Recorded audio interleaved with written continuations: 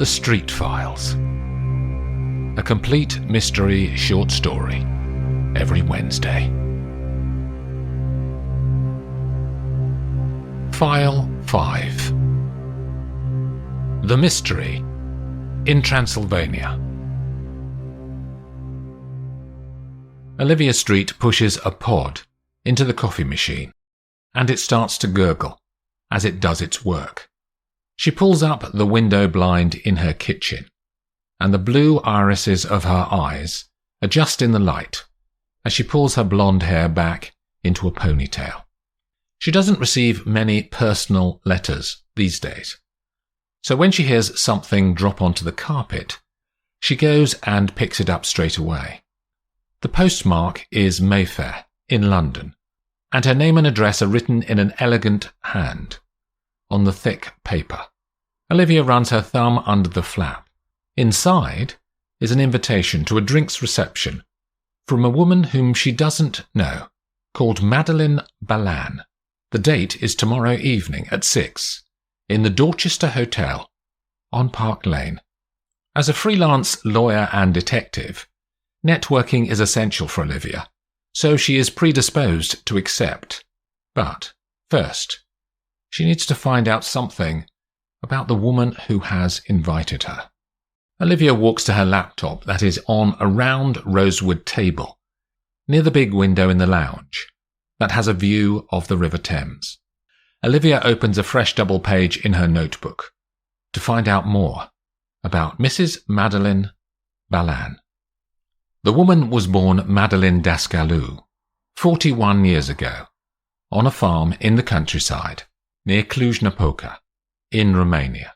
The city is the historical capital of the most well-known of Romania's regions, Transylvania.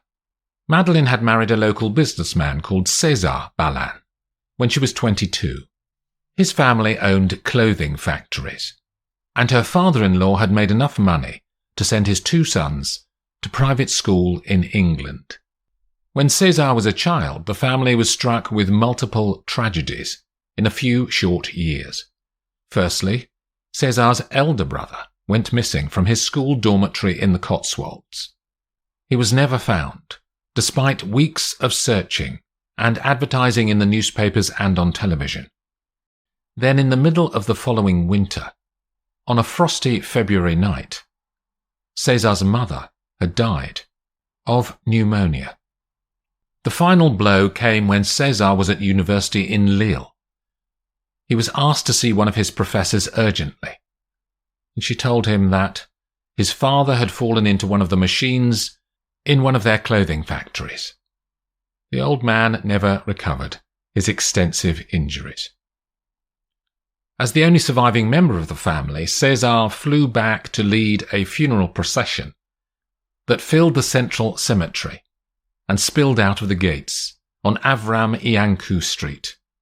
The myth that the Balan family was paying for crimes of their past started 3 years later, when Cezar was found dead beside his horse in the Carpathian Mountains overlooking Cluj-Napoca, 6 months after his wedding to Madeleine.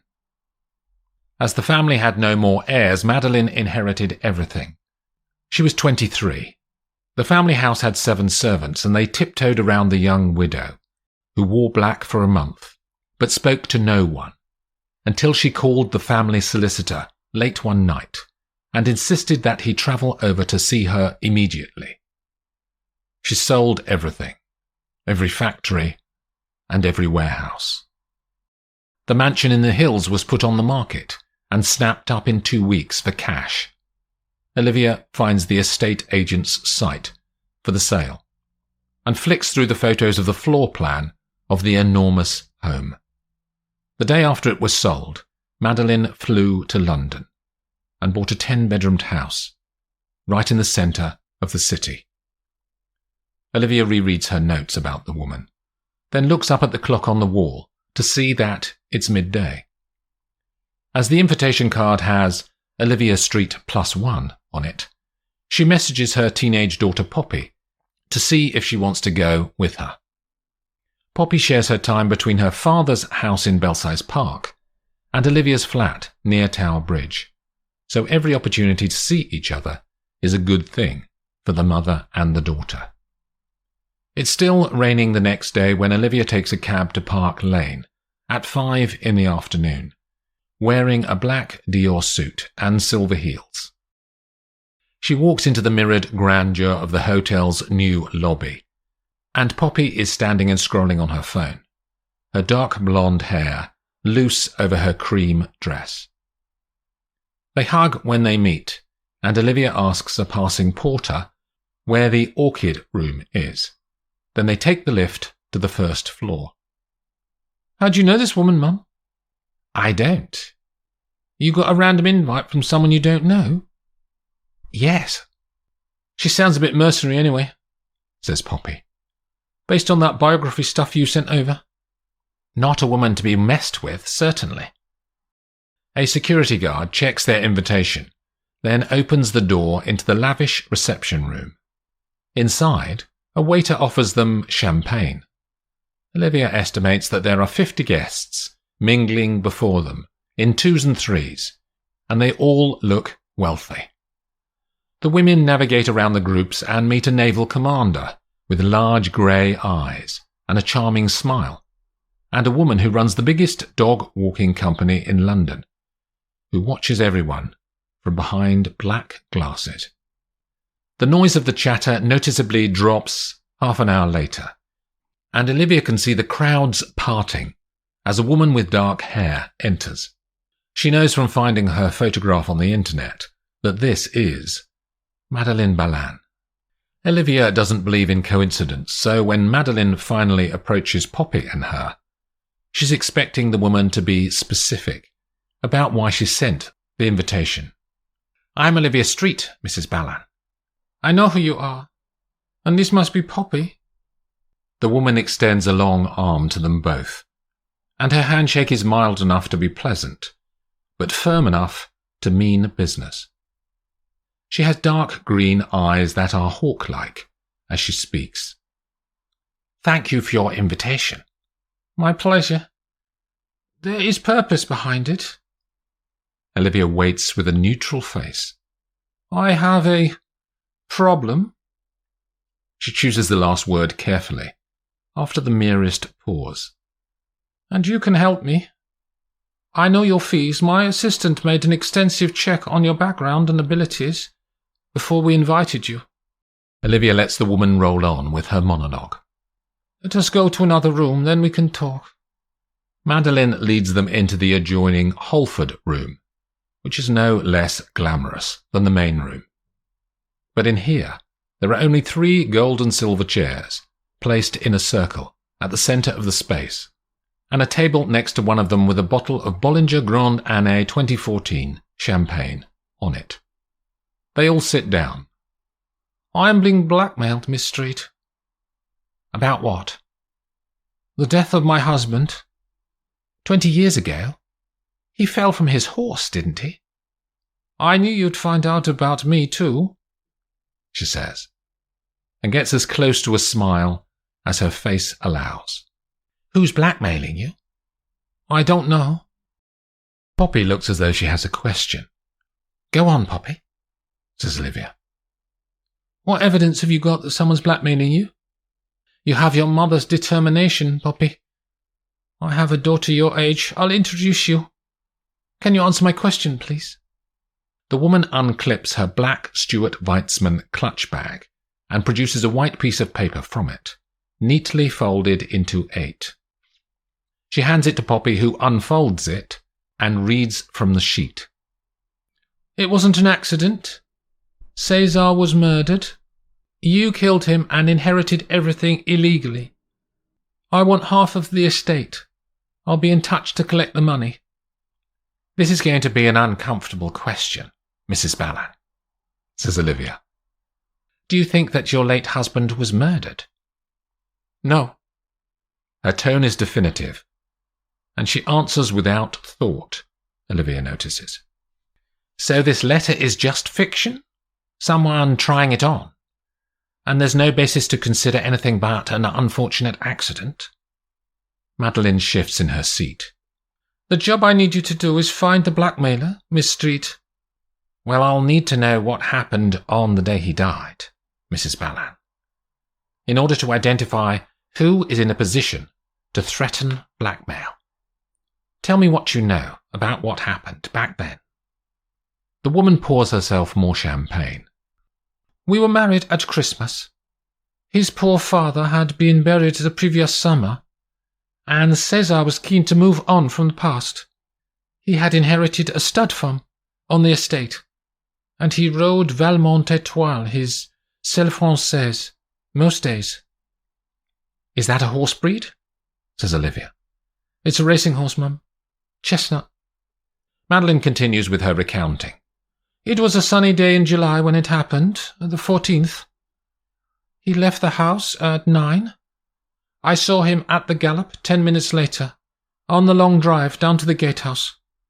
Valmont liked the speed before heading up into the hills. And who told you the bad news later? Says Olivia. One of the staff. We had 2 stable hands, and they got concerned when César didn't return for a couple of hours, as he usually did. So that was about 11, says Poppy. And the woman nods to her. What were you doing during those 2 hours? I can't remember. Poppy flicks her eyes to her mother, briefly. Who else was in the house? No one. We allowed the staff to have the day off every Saturday. You let them all go at the same time? Poppy screws up her nose. Madeline shrugs. They were friends with each other, and they liked to spend their leisure time in each other's company. A nervous-looking young man appears at the door with neat dark hair and brown eyes. He is wearing a black business suit and a pale green tie. Sorry, madam, he says. You wanted me to tell you when the minister arrived. Madeline turns back to the women. I need to go. We'll talk again later. Can we keep the letter? Says Poppy. Of course. She turns to the man at the door. James, can you ask Charlotte to come in? He slips away, wordlessly. Less than a minute later, an 18-year-old girl walks in, who looks like Madeline but with blue, gentle eyes, and the family's dark hair cut short. Charlotte, this is Poppy. I wanted to introduce you. The girls uncomfortably shake hands. I'll get you a drink, says Charlotte, and leads Poppy back into the main room. As soon as they're out of earshot of her mother, the girl adds, Come on, I need to get away from these bloody people. The girls find a staircase and run down, then across the foyer of the hotel, where Charlotte takes 2 large umbrellas from the porter's desk before they crash out onto Park Lane. The traffic sits solidly across the 6 carriageways, and they cross over the road before pushing on through grand gates into Hyde Park.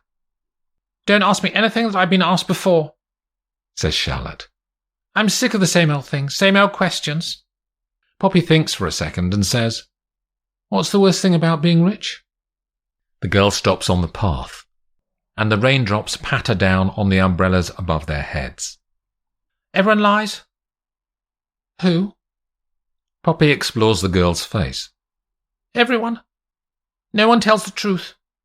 You know about this blackmailing thing? Charlotte rolls her eyes. Mother is self-obsessed. You don't think she's been blackmailed? Says Poppy. I guess I don't care, really. At the end of this school year, I'm gone. South of France, then Paris, then skiing in Switzerland. I'll take lovers, then discard them when I get bored. Don't you like your mum? Like I said, she's self-obsessed. My father's all right. Who is your dad? Did your mum remarry? No, they never got hitched. My father's called Frank, but it says Francis Adderley Markham, 3rd Baron Whitehaven, on his birth certificate.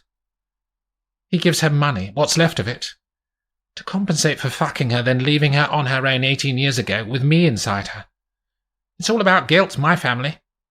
Do you know anything about the death of your mum's first husband? Only husband. Charlotte's eyes flash. Only husband, repeats Poppy. Frank was there in the house. She was having an affair with him. On that day? Yeah, that's what she was doing when her husband was out riding. She sent all the staff away for the day so she could be in bed with Frank. Not all the staff, says Poppy. Your mum said that there were 2 stable hands working, and they found her husband's body. The girls walk along the broad open path that cuts across Hyde Park. Then they turn up towards the Serpentine. How do you know your dad was there? Says Poppy. He tells me everything. He's the only one who does in my family. He said that he drove over that morning and hid in the bushes near the house until my mother gave him some signal, waving her handkerchief or something romantic. Charlotte says the last word with her fingers raised into inverted commas. Do you think it was an accident? Maybe. Charlotte's eyes widen. She could kill someone, my mother. No question. What did you mean earlier when you said your dad gives your mum money? And then you said, what's left of it? Is there none left? He gambles on losing horses. Charlotte's eyes look sad, Poppy notices. Anyway, I said no questions I've heard before, and I've heard that before. So come on, race you to the Serpentine. The girls' shoes scatter the puddles as they run. In the reception room of the hotel, Olivia sees the young man from earlier, hovering in one corner, so she makes a beeline for him. James, isn't it? Yes, madam. You can call me Olivia, she says. I'm temporarily employed by Mrs. Ballant, so we're work colleagues. He smiles briefly. Are you aware of why she asked me to work for her? Yes. Tell me what you think about it.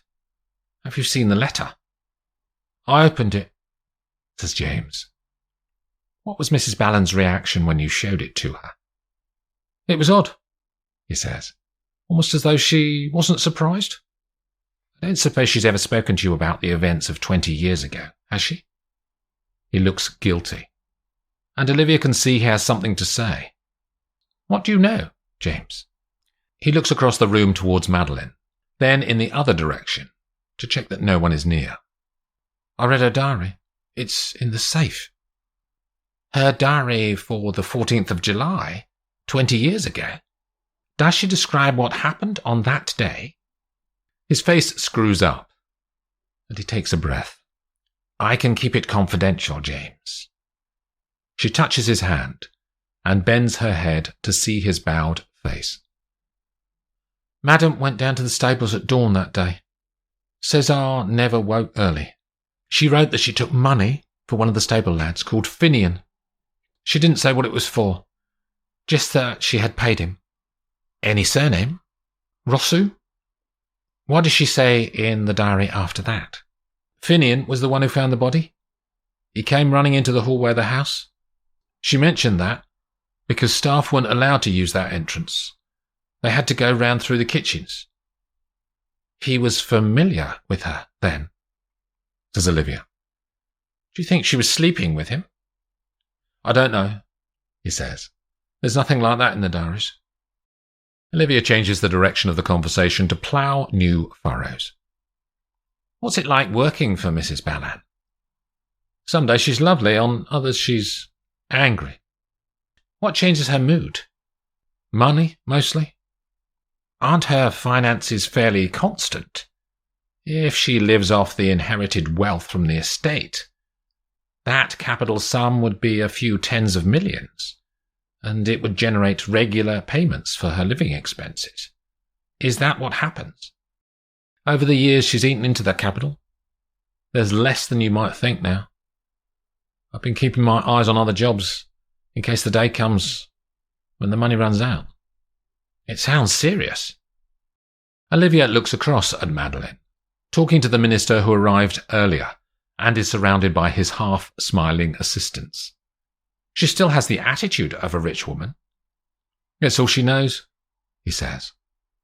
At that moment, Madeline looks directly at the two of them, and she raises her hand for James's attention. I need to go and see what she wants. He scuttles away as Poppy and Charlotte reappear at the door to the room. Olivia walks over to them and takes Poppy out to the corridor, while Charlotte goes to see her mother. Anything useful from your conversation? Says Olivia. Charlotte's a spoilt brat, really. Full of trolling of her family. To be fair, they do sound dodgy. Her dad is some lord with a long title, but spends money like water on horse racing. Says Poppy. But this is key. He was there on the day that Cesar Ballan was murdered. He was sleeping with Madeline in her own bed. There was a stable boy too, says Olivia. Finian Rosu. He was involved in some way. She paid him on that day for something, but we don't know what. It was that boy who went out from the stables later when they got worried and found the body. Poppy is silent as she thinks. Then she says, "How does all of this help us find the blackmailer, though?" If Cesar's death wasn't an accident, and the blackmailer knows that, we need to know how the blackmailer knows that. Maybe they were there when he died, says Poppy. Or someone who was there told them. Who could have been there on the day? Madeline, Finian, or Charlotte's father? Frank, he's called. To confirm if it was a murder, we need to see the post-mortem, says Olivia. I have a subscription to an online post-mortem database, but I need a computer. The assistant, James, he's probably got one. They retrace their steps into the reception room. James is talking to his employer, and Olivia waits to catch him afterwards. Suddenly, there's the sound of raised voices at the entrance, and a man in his late 50s wearing a white crumpled shirt and tan trousers is arguing with the security guard on the door. He's been drinking, and his voice is large and booming. Olivia watches as Madeline sees the kerfuffle and hurries across to the entrance. She talks to the security guard, and the new guest is allowed inside. Charlotte looks angry and mouths across the room to Poppy, "It's Frank." Poppy leans over and whispers into her mother's ear, "He's one of our suspects, Mum." Frank is left on a chair in the corner after Madeline tells him that he needs to be quiet or he'll be thrown out. Olivia walks to him and pulls a spare chair across before sitting down next to the man. "Our daughters were talking earlier." "Who are you?" Here's Kurt. "Olivia," she says. "Charlotte was saying that you follow the horses. I'm the same." He is given a glass of water by a waiter that he tries to refuse, but the man insists. "Had any luck recently? I was at Ascot a couple of weeks ago. Came out of it 500 up." She can see his mind is processing the words through the vodka haze. "Why, have you got any winner's tips?" "I could have, in fair exchange," she says. "Well, what?" says Frank. "Information. Tell me what happened 20 years ago in Transylvania, on the 14th of July. He puts the water glass to his lips and drinks half of it. "Why do you want to know?" "If you have nothing to hide, then it's an easy question to answer." He waits for her to prompt him again. "You were Madeline's lover back then. You were there in the house on the day her husband died. What did you see?" she says. He stops and considers if he should say anything, but the alcohol makes his tongue loose. "Cesar walked off to the stables as usual at 9. He was a man of routine. I used to wait in one of the outbuildings until he'd gone, then go in through the kitchens and up the servants' stairs to Madeline's room." "Did you know someone called Finian Rosu?" He shakes his head. "Who was he?" "A stable boy." "I didn't know this stuff. I used to slip in and out of the house quietly. The fewer people who saw me, the better." "Were you in Madeline's bed when the news came of her husband's death?" "Yes." "Weren't you trapped in the room?" says Olivia. "I got dressed and went out via the long way round to get back to my car. I used to leave it in the lower lane that led up to the hills." "I found the old plan to the house. The long way round to get out is through the stables, isn't it? I don't remember. He is noticeably more sober now. Olivia shifts the angle. Are you good on the horses? He turns the corners of his mouth down. You've been losing, have you, Frank? His eyes flick to hers. Do you need to get hold of money quickly, Frank? He says nothing as he stands. The water glass is still in his hand, and he throws the remaining liquid in her face, then walks away. James and Poppy both see the incident and come hurrying across. Come with me, says the assistant. I'll get you dried off. The three of them walk out and through doors that reveal the behind-the-scenes accessways for the waiting staff to serve the guests in the array of reception rooms provided by the hotel. James turns into an office, halfway down one of the corridors. He finds paper towels and offers them to Olivia, and she pads herself down as best she can. Frank's a challenge, says James. I've had worse, she says. Can I ask a favour? Could we use your laptop to get onto the internet? He logs into the machine that sits on a desk near the back wall. I need to go to Madam, he says, and disappears back the way he came. Olivia sits at the desk and types the address of a Europe-wide post-mortem database service that she subscribes to as part of her professional legal practice.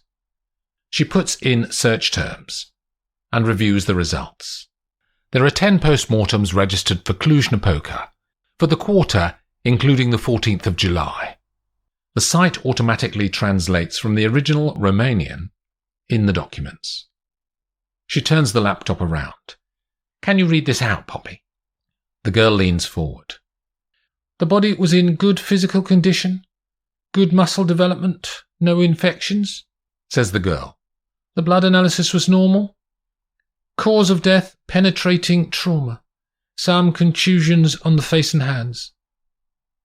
Hang on, says the mother. Penetrating trauma. Can you double-check the translation?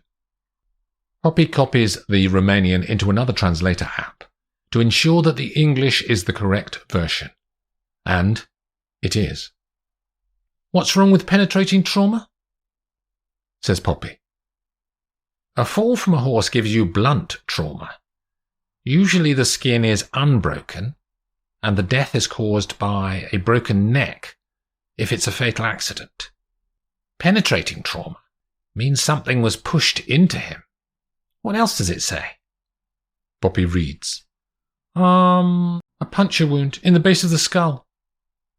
This is clearly a murder, says Olivia. Someone hit him with a pointed object on the back of the head. It penetrated his brain, most likely. Aren't these documents public, Mum? So anyone could read how the guy died. Why did Madeline say it was an accident? Maybe that story was made up to be a more acceptable version of events. What's the name of the pathologist who performed the post-mortem? Sava Rosu, says Poppy. Search for his name on the news sites. Poppy types and clicks. Yeah, he's here. He's dead. Died just after Caesar, actually. 2 months later. Can you find a picture of him? Poppy returns to the keyboard. There's only one of his 2 sons at the funeral back then. One of the sons went on to be a big noise in the Romanian Navy after his dad died. Here, look. There's a picture of the son last year. Poppy turns the screen around. The picture shows a naval commander with large grey eyes and a charming smile. He's here. We talked to him. Come on. They rush into the reception room. There are fewer people now, as some have drifted away. The naval commander is not in the room. Olivia and Poppy go into the corridor. The man they met in the uniform of the Romanian Naval Forces is halfway to the stairs. The security guard on the door to Madeline's reception is next to them. We need to stop that man, says Olivia, and she points to Finian Rosu. The guard responds and runs the length of the corridor to stop the naval commander before he gets away. Finian is caught by the guard, and the police are called. As they wait in the corridor, Poppy turns to her mother. So what happened, Mum, back in Transylvania, on the day that her husband died? It's a cold morning as Finian arrives at the stable, despite it being June. He starts to carry round the feed to the stalls, as he always does. Madeline is standing in the shadows, waiting for him again. She'd first appeared like this last month, and every 2 or 3 days since. The first time, he thought he'd lose his job, but she had made all the advances, and they'd had sex in one of the bedrooms upstairs that the stable lads used to stay overnight during foaling. A week ago she had talked about her husband, and how Finian could help her. She'd pay him to keep his mouth shut afterwards. Madeline had it all planned out. There were tent spikes in the barn for the summer garden parties, and she told him to hide a spike in the stables, then follow Mr. Ballan out over the hillside when he rides out one morning. And today is that morning. They have sex again, then she leaves. Finian takes the colt from the third stable and rides up and across the fields. The deed is done in less than a minute. He throws the spike into the river, just like she said. His father, Sava, is the coroner, so he'll cover for them. 3 months later, after his father's funeral, Finian walks up to the house to see Madeline because he hasn't talked to her since that day in July. Madame has gone away, says the housekeeper, Mrs. Albecu. And she wouldn't want to talk to the likes of you anyway, if she was here. The door slams in his face. A memory that stays with him throughout his naval career. The Street Files, a complete mystery short story every Wednesday.